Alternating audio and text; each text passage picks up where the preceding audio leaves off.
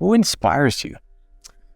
You know, it's funny. I've been inspired by lots of, inspiration is my business, right? So like from Maya Angelou and the Oprah Winfrey Show, like all that stuff, like all of us. But there's only ever been one person that like inspired me to literally change my life. And that's when I was so depressed. I'd won the Olympics, cover of Time, line of clothing at a national department store. That doesn't sound like depression. It doesn't sound like you wouldn't project somebody's going to be in a depressed zone and they're feeling depressed when they've won that, when they've achieved that.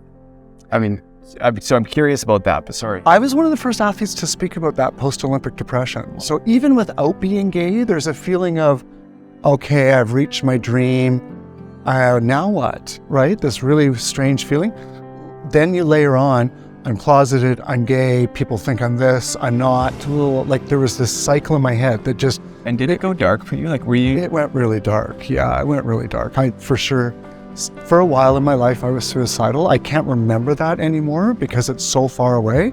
I just didn't see any way out. I just felt like I was the opposite of expanding my perspective. I was so here, I couldn't see until I went to see this premiere of What's Love Got to Do with It with Tina Turner. And I literally sat there and I cried from the opening scene until the closing credit. And when she left Ike for nothing but her name, it just became I was like, I used to go, I Tina. That was my mantra. I was like, I Tina. And I decided to leave everything. At the height of my fame in 1994, bought a one-way ticket to Australia and immigrated with nothing but my name and started over. So I would say Tina Turner is the ultimate inspiration for me. I just watched her documentary that's on one of the streaming channels lately, and I bawled watching it again. Like her story just is so touching. Wow. Because what's so fascinating about your story is that 1992, win this gold medal, but you're saying that was the start. Mm-hmm. Most people, that's the pinnacle. That's the summit. And you were saying that's just the start. And I wonder how that mindset has just served you. What can I control? What can I control? Mm-hmm. Plan for this. And just taking that fundamental high performance traits and just keep applying them all through life. And that's what I love. I feel blessed that I got that experience so early, but also that Debbie and I were able to articulate it and teach it. So I not only live it, I'm torn between living it and teaching it, but that's the beauty. And I love to see other people bring it to life. Mm. And funny, when you see other people live your stuff, they teach it back, right? They interpret it different ways. I'm like, oh, I never thought of that idea from that point of view. It's really fun. And I'm curious, so innovation was one of your traits, but I didn't hear bravery. And I feel like, again, when I think about 1998, there's probably a lot of brave moments in your life. I feel like that is freak brave. Yeah, so a leader trait that we have is show conviction. Okay. And I'd say the achiever equivalent is go the distance. That's where you need to be courageous and not give up. But show conviction is where you really believe in something fundamentally to your core. And I knew that I believed and I had to do what I had to do at that time when I came out. I was willing to lose everything. I think that was really interesting. What I didn't think about was all that I would gain. This feeling of self-peace and harmony and authenticity that people found really attractive. Different people at first. It wasn't maybe your typical corporate world, but work always came. And then it started to become, because I was kind of a pioneer. Talking about this in 1998 looked incredibly brave in 2008 when suddenly the corporate world started to talk much more about diversity and equity and inclusion. Yeah. And even to this day, those conversations today. And in sport, it's still absolutely. Yeah, but there's a couple generations now. That's what I love. I've got kids that are 16 or 18 today saying, "Thank you, Mark," and I feel like a proud grandparent. It's like, wow, that was so worth doing. It was hard at the time, but it paid dividends. So if you think about that young person who, whether they're an athlete or they're just in that spot of, I'm showing one thing to the world and it doesn't feel authentic. Like, what do you ask? What do you say to that person? How do you help somebody in that spot? So, one of the most important leadership traits, I think, is to be open, to be kind of able to do what's right in any situation, to be agile. to do that, to start to be able to do that, you have to obviously be able to take a step in other people's shoes, have some empathy. So I always, when somebody's struggling, like, first of all, I remember being there. Everyone's got their own time frame, their own journey. I do what I can and try to support, but I'm never judgmental. You know, I think that it's such a unique personal thing. I know people still that are maybe what we would think are superstar athletes, still not comfortable to talk about that part of their lives. And that's fair. You know, they've had to probably take on so many fights in other places. I took that one on. I'll take that one for the team. But yeah, I'll do whatever I can to help people for sure. There's no one thing to tell someone. That's, I guess, my answer, right? It's listening, it's figuring out the circumstance, and then offering whatever support I can. I've had some instances that were so adorable that it was like, I was Debbie, like when I came out to Debbie did this thing, and then I'd been in that situation. I'm like, oh my God, I'm Debbie now. As this athlete's coming out to me, like, I can't believe like this is the cycle of life. Yeah, and I think, you know, for those who watch this, we've got people who watch all around the world. They're not going to win a gold medal in swimming. I mean, that's just not their trajectory. But they use their voice to create change. I mean, there'd probably be a lot of people who are saying, like, that's me, I don't know where to start. What would you say to that person who wants to have an impact with their voice authentically? What would you say to that person? You know, activism, I think we can think it's huge, and organizing a march or being part of something, a movement, and it can be that.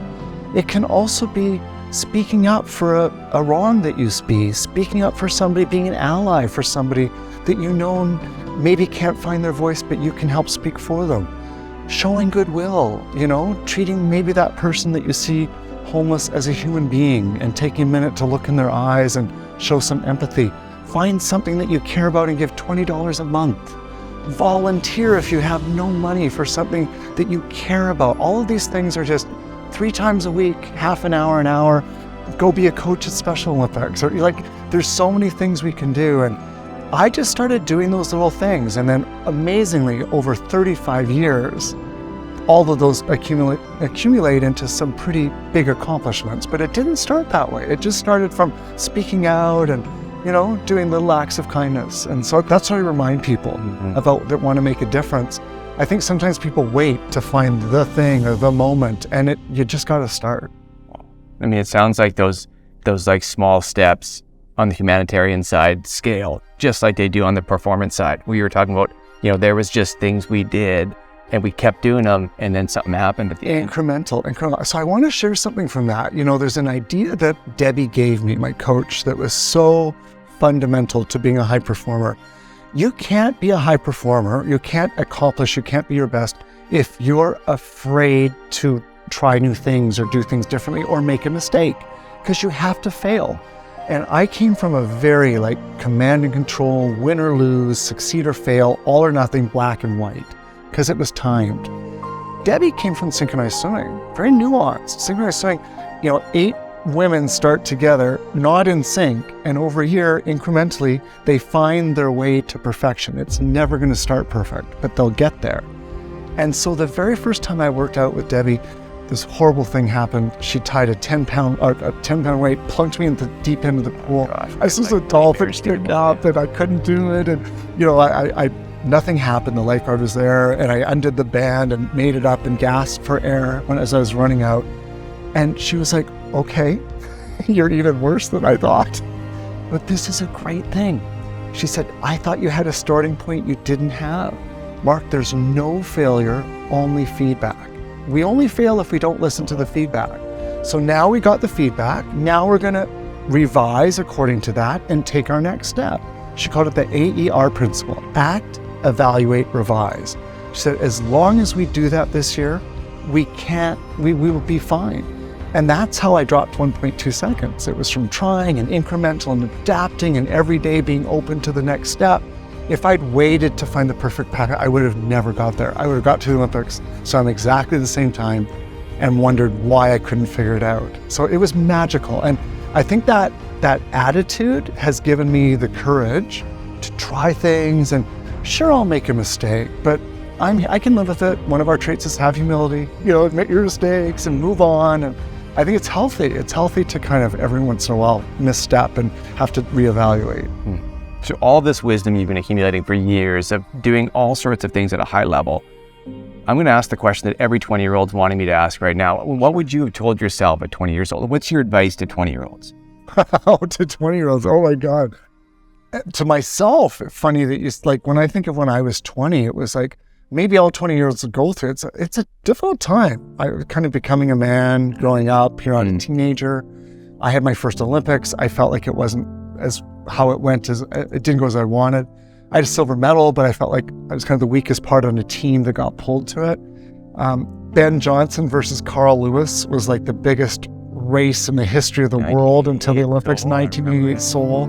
Ben Johnson, the Canadian, won, beat Carl Lewis, the American, and then got tested positive for steroids. And so there was this dark cloud over the Olympics.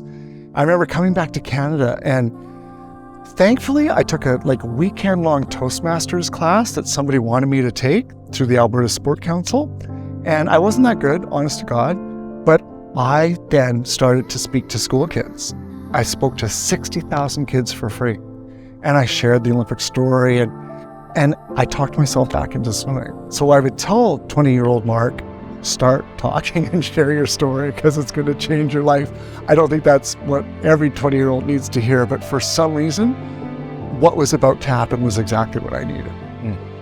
So every 20-year-old, I don't know. I mean, I think it's really important if you're thinking about leadership, it starts by leading yourself, and that's probably an age where we're able to take responsibility, where we maybe have a framework of somebody, a coach or a teacher or someone helping us figure out the decisions we should make.